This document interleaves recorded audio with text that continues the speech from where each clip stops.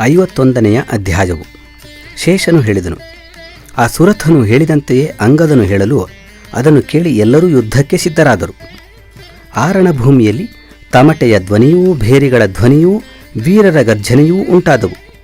ರಥದ ಚೀತ್ಕಾರ ಶಬ್ದವೂ ಆನೆಗಳ ಬೃಂಹಿತವೂ ಆ ಲೋಕದಲ್ಲೆಲ್ಲ ತುಂಬಿ ದೇವಲೋಕವನ್ನು ಮುಟ್ಟಿತು. ಯುದ್ಧಾಸಕ್ತರಾದ ವೀರರು ಮಾಡುವ ಗರ್ಜನೆಗಳು ಭೀರುಗಳಿಗೆ ಭಯವನ್ನುಂಟು ಮಾಡುತ್ತಿದ್ದವು. ಈ ರೀತಿ ಕೋಲಾಹಲವಾಗುತ್ತಿರಲು ಸುರಥನು ತನ್ನ ಮಕ್ಕಳೊಡನೆಯೂ ಸೈನಿಕರೊಡನೆಯೂ ಕೂಡಿ ಯುದ್ಧಕ್ಕೆ ಹೊರಟನು. ಆನೆ, ಕುದುರೆ, ಕಾಲಾಳುಗಳಿಂದ ಭೂಮಿಯು ತುಂಬುತ್ತಾ ಸಮುದ್ರವು ಭೂಮಿಯನ್ನು ನೆನೆಸುವುದಕ್ಕೆ ಬಂದಿದೆಯೋ ಎಂಬಂತಿದ್ದಿತು. ಶಂಖಧ್ವನಿಯಿಂದಲೂ ಜಯಧ್ವನಿಯಿಂದಲೂ ಕೂಡಿದ ಶತ್ರು ಸೈನ್ಯವನ್ನು ನೋಡಿ ಶತ್ರುಘ್ನನು ಸುಮತಿಯನ್ನು ಕುರಿತಿಂತೆಂದನು. ಇಗೋ, ಆ ರಾಜನು ಬಂದನು, ಸೈನ್ಯಗಳೂ ಬರುತ್ತಿವೆ, ಈಗೇನು ಮಾಡಬೇಕೆಂಬುದನ್ನು ನನಗೆ ಹೇಳು.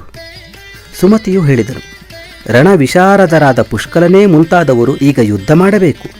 ರಾಜನೊಡನೆ ಯುದ್ಧ ವಿಶಾರದನೂ ಬಲಿಷ್ಠನೂ ಆದ ಹನುಮಂತನು ಯುದ್ಧ ಮಾಡಲಿ. ಶೇಷನು ಹೇಳಿದನು, ಮಂತ್ರಿಯು ಹೀಗೆಂದು ಹೇಳುವುದರೊಳಗೆ ಆ ರಾಜನ ಮಕ್ಕಳೆಲ್ಲರೂ ಧನುಸ್ಸನ್ನು ಠೇಂಕರಿಸುತ್ತಾ ಬಂದರು.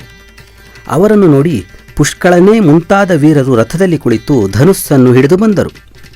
ಚಂಪಕನೊಡನೆ ವೀರನಾದ ಪುಷ್ಕಲನು ವೀರರಿಂದ ರಕ್ಷಿಸಲ್ಪಟ್ಟವನಾಗಿ ತಾನೊಬ್ಬನೇ ಯುದ್ಧ ಮಾಡಿದನು. ಕುಶಧ್ವಜದೊಡನೆ ಕೂಡಿದ ಲಕ್ಷ್ಮೀನಿಧಿಯು ಮೋಹಕನೊಡನೆಯೂ ಕುಶಧ್ವಜನೊಡನೆ ಕೂಡಿದ ಲಕ್ಷ್ಮೀನಿಧಿಯು ಮೋಹಕನೊಡನೆಯೂ ವಿಮಲನು ರಿಪುಂಜಯನೊಡನೆಯೂ ಸುವಾಹಕನು ದುರ್ವಾರನೊಡನೆಯೂ ಎದುರಿಸಿದರು.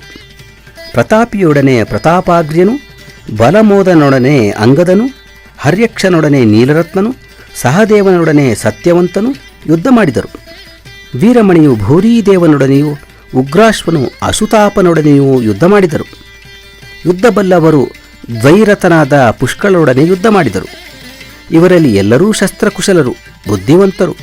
ಸುರಥನ ಮಕ್ಕಳರೊಡನೆ ಈ ರೀತಿ ಯುದ್ಧವು ನಡೆಯಲು ಅಲ್ಲಿ ಬಹು ಭಯಾನಕರವಾಗಿತ್ತು.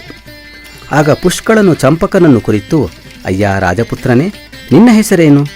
ನನ್ನೊಡನೆ ಯುದ್ಧರಂಗದಲ್ಲಿ ಯುದ್ಧ ಮಾಡುತ್ತಿರುವೆಯಲ್ಲ, ನೀನೇ ಧನ್ಯನು. ಈಗ ನಿಲ್ಲು, ಹೋಗಬೇಡ. ನಿನ್ನ ಪ್ರಾಣವು ಹೇಗೆ ನಿಲ್ಲುವುದು? ಶಸ್ತ್ರಾಸ್ತ್ರಗಳಲ್ಲಿ ಕೋವಿದನಾಗಿದ್ದೀಯೆ. ನನ್ನೊಡನೆ ಸರಿಯಾಗಿ ಯುದ್ಧಕ್ಕೆ ನಿಲ್ಲು. ಹೀಗೆ ಹೇಳುವುದನ್ನು ಚಂಪಕನು ಕೇಳಿ ಗಂಭೀರವಾಗಿ ಇಂತೆಂದನು, ಹೆಸರಿನಿಂದಾಗಲಿ ಕುಲದಿಂದಾಗಲಿ ಇಲ್ಲಿ ಯುದ್ಧ ನಡೆಯುವುದಿಲ್ಲ. ಆದಾಗ್ಯೂ ನನ್ನ ಬಲಪೂರ್ವಕವಾಗಿ ಹೆಸರನ್ನು ಹೇಳುತ್ತೇನೆ. ನನ್ನ ತಾಯಿ ರಘುನಾಥನು, ತಂದೆ ರಘುನಾಥನು, ಬಂಧು ರಾಮಚಂದ್ರನು, ಸ್ವಜನವು ರಾಘವನು. ನನ್ನ ಹೆಸರು ರಾಮದಾಸ. ನಾನು ಯಾವಾಗಲೂ ರಾಮನಿಗೆ ಸೇವಕನು. ಆ ಭಕ್ತವತ್ಸಲನಾದ ರಾಮನೇ ಯುದ್ಧದಲ್ಲಿ ನನ್ನನ್ನು ಪಾರು ಮಾಡುತ್ತಾನೆ. ಈಗ ಲೋಕರೀತಿಯನ್ನಾಶ್ರಯಿಸಿ ಹೇಳುತ್ತೇನೆ ಕೇಳು. ನನ್ನ ತಂದೆ ಸುರಥನು, ತಾಯಿಯು ವೀರವತಿಯು. ನನ್ನ ಹೆಸರು ವಸಂತ ಋತುವಿನಲ್ಲಿ ಯಾವುದು ಎಲ್ಲರನ್ನೂ ಶೃಂಗಾರವಂತನಾಗಿ ಮಾಡುವುದೋ, ಮಧುವನ್ನು ಕುಡಿಯುವ ಜೇನುಹುಳಗಳು ಯಾವುದರ ಬಳಿಗೆ ಹೋಗುವುದಿಲ್ಲವೋ, ಯಾವುದರ ಬಣ್ಣವು ಚಿನ್ನದ ಬಣ್ಣವೋ, ಮಧ್ಯದಲ್ಲಿ ಲಿಂಗವಿದೆಯೋ ಅದರ ಹೆಸರನ್ನು ನನ್ನ ಹೆಸರೆಂದು ತಿಳಿ. ಯುದ್ಧದಲ್ಲಿ ಬಾಣಗಳಿಂದ ಯುದ್ಧ ಮಾಡು. ನನ್ನನ್ನು ಯಾವನೂ ಜಯಿಸಲಾರನು. ಈಗ ನನ್ನ ಅದ್ಭುತ ಪರಾಕ್ರಮವನ್ನು ತೋರಿಸುತ್ತೇನೆ. ಶೇಷನು ಹೇಳಿದನು. ಪುಷ್ಕಳನು ಈ ಮಾತನ್ನು ಕೇಳಿ ಮನಸ್ಸಿನಲ್ಲಿ ಸಂತೋಷಪಟ್ಟು ಅವನನ್ನು ಜಯಿಸುವುದು ಅಸಾಧ್ಯವೆಂದು ತಿಳಿದು ಬಾಣಗಳನ್ನು ಬಿಡುತ್ತಿದ್ದನು. ಅನಂತರ ಪುಷ್ಕಳನು ಬಾಣಗಳ ಮಳೆಯನ್ನು ಸುರಿಸಿದನು. ಚಂಪಕನು ಕೋಪಗೊಂಡು ಧನುಸ್ಸನ್ನು ಹೆದೆಯೇರಿಸಿದನು. ತನ್ನ ಹೆಸರಿನಿಂದ ಗುರ್ತು ಮಾಡಿದ ಅನೇಕ ಹರಿತವಾದ ಬಾಣಗಳನ್ನು ಬಿಟ್ಟನು. ವೀರನಾದ ಪುಷ್ಕಳನು ಆ ಕ್ರೂರವಾದ ಮತ್ತು ಕಠಿಣವಾದ ಬಾಣಗಳನ್ನು ಕತ್ತರಿಸಿದನು. ಈ ಬಾಣಗಳಿಂದ ಎಲ್ಲ ಕಡೆಯಲ್ಲಿಯೂ ಕತ್ತಲೆಯಾಯಿತು. ಚಂಪಕನು ತನ್ನ ಬಾಣದ ಛೇದವನ್ನು ನೋಡಿ ಕೋಪದಿಂದ ಪುಷ್ಕಳನನ್ನು ಕರೆದನು. ಯುದ್ಧರಂಗವನ್ನು ಬಿಟ್ಟು ಓಡಿ ಹೋಗಬೇಡವೆಂದು ಪದೇ ಪದೇ ಹೇಳುತ್ತಾ ಪುಷ್ಕಳನ ಎದೆಗೆ ಬಾಣಗಳಿಂದ ಹೊಡೆದನು. ಆ ಬಾಣಗಳು ಪುಷ್ಕಳನ ಹೃದಯವನ್ನು ಹೊಕ್ಕು ಒಳ್ಳೆಯ ರಕ್ತವನ್ನು ಬೇಕಾದಷ್ಟು ಕುಡಿದವು. ಆ ಬಾಣಗಳಿಂದ ಪೆಟ್ಟು ತಿಂದು ಪುಷ್ಕಳನು ಒಳ್ಳೆಯ ಮೊನಚಾದ 5 ಬಾಣಗಳನ್ನು ಹೊಡೆದನು. ಆ ಬಾಣಗಳು ಈತನ ಬಾಣಗಳು ಒಂದಕ್ಕೊಂದು ಹೋರಾಡಿದವು. ಅವು ಆಕಾಶದಲ್ಲಿಯೇ ಚೂರು ಚೂರಾದವು. ಸುರಥನ ಮಗನಾದ ಚಂಪಕನು ಆ ಬಾಣಗಳನ್ನೆಲ್ಲ ಕತ್ತರಿಸಿ ಪುಷ್ಕಳನ ಎದುರಿಗೆ ಗುರಿಕಟ್ಟಿ 100 ಬಾಣಗಳನ್ನು ಹೊಡೆದನು. ಪುಷ್ಕಳನು ಆ ಬಾಣಗಳನ್ನು ಕೆಡಹಿದನು. ಅವು ಚೂರು ಚೂರಾಗಿ ರಣರಂಗದಲ್ಲಿ ಬಿದ್ದವು. ಚಂಪಕನು ಆ ಮಹಾಕಾರ್ಯವನ್ನು ನೋಡಿ 1000 ಬಾಣಗಳನ್ನು ಅವನ ಎದೆಗೆ ಬಿಟ್ಟನು. ಪುಷ್ಕಳನು ಅವನ್ನು ಕತ್ತರಿಸಿ 10,000 ಬಾಣಗಳನ್ನು ತನ್ನ ಧನುಸ್ಸಿನಲ್ಲಿ ತೊಟ್ಟನು. ಪುಷ್ಕಳನು ಅವನ್ನು ಕತ್ತರಿಸಿದ ನಂತರ 10,000 ಬಾಣಗಳನ್ನು ತನ್ನ ಧನುಸ್ಸಿನಲ್ಲಿ ತೊಟ್ಟನು. ಪುಷ್ಕಳನು ಅವನ್ನು ಕತ್ತರಿಸಿದ ನಂತರ ಕೋಪಗೊಂಡು ಬಾಣದ ಮಳೆಯನ್ನು ಸುರಿಸಿದನು. ಬಾಣದ ಮಳೆಯೇ ಬರುತ್ತಿರುವುದನ್ನು ನೋಡಿ ಚಂಪಕನು ಸಾಧು ಸಾಧು ಎಂದು ಹೊಗಳುತ್ತಾ ಪುಷ್ಕಳನನ್ನು ಹೊಡೆದನು. ಪುಷ್ಕಳನು ಚಂಪಕನು ಬಹು ಪರಾಕ್ರಮಿ ಎಂದು ತಿಳಿದು ಪುಷ್ಕಳನು ಬ್ರಹ್ಮಾಸ್ತ್ರವನ್ನು ಬಿಡಲು ಅದು ಬಹುವಾಗಿ ಜ್ವಲಿಸುತ್ತಾ ಭೂಮ್ಯಾಕಾಶಗಳನ್ನು ವ್ಯಾಪಿಸಲು ಚಂಪಕನು ಅದನ್ನು ತಡೆಯಲು ತಾನೂ ಬ್ರಹ್ಮಾಸ್ತ್ರವನ್ನೇ ಬಿಟ್ಟನು. ಅವೆರಡೂ ಒಂದೇ ರೀತಿಯಾದ ತೇಜಸ್ಸು ಉಳ್ಳವುದಾದ್ದರಿಂದ ನೋಡಿ ಜನರು ಪ್ರಳಯವಾಗುತ್ತದೆಂದು ತಿಳಿದರು. ಆಗ ಅವೆರಡೂ ಒಂದರಲ್ಲೊಂದು ಸೇರಿ ಶಾಂತವಾಯಿತು.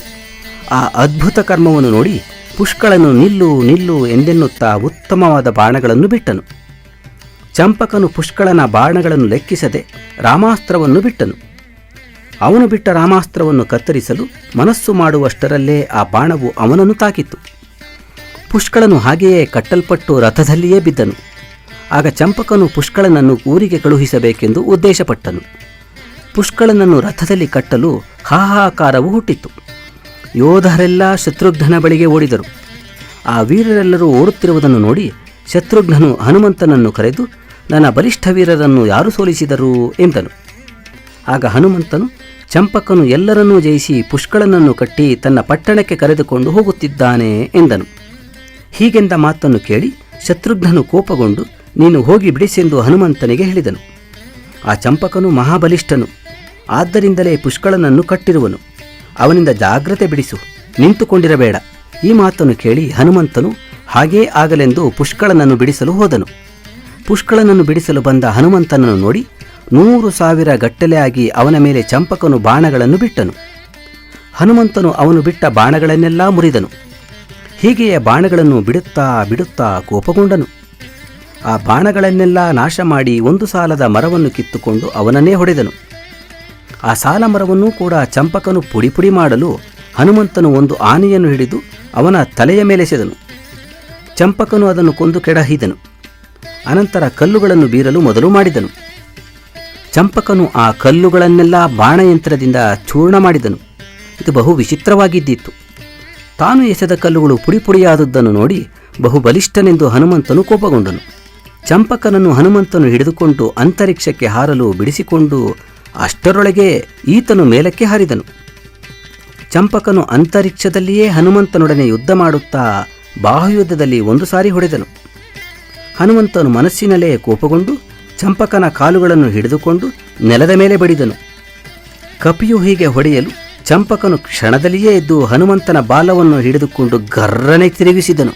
ಕಪಿಯು ಅವನ ಬಲವನ್ನು ತಿಳಿದು ಪುನಃ ಪಾದಗಳನ್ನು ಹಿಡಿದು ಗಿರಗಿರನೆ ತಿರುಗಿಸಿ ಆನೆಗಳ ಮೇಲೆ ಅಪ್ಪಳಿಸಿದನು. ಆಗ ರಾಜಪುತ್ರನಾದ ಚಂಪಕನು ಮೂರ್ಛಿತನಾಗಿ ಯುದ್ಧರಂಗದಲ್ಲಿ ಬಿದ್ದನು. ಆಗ ಚಂಪಕನ ಕಡೆಯವರೆಲ್ಲರೂ ಹಾ ಹಾ ಎಂದು ಗೋಳಿಟ್ಟರು. ಹನುಮಂತನು ಚಂಪಕನು ಕಟ್ಟಿರುವ ಪುಷ್ಕಳನನ್ನು ಬಿಡಿಸಿದನು. ಇಲ್ಲಿಗೆ ಶ್ರೀ ಪದ್ಮಮಹಾಪುರಾಣದ ಪಾತಾಳಖಂಡದ ಶೇಷವಾತ್ಸ್ಯಾಯನ ಸಂವಾದದ ರಾಮಾಶ್ವಮೇಧದಲ್ಲಿ ಪುಷ್ಕಳ ಮೋಚನವೆಂಬ 51ನೆಯ ಅಧ್ಯಾಯವು ಸಮಾಪ್ತವಾದುದು.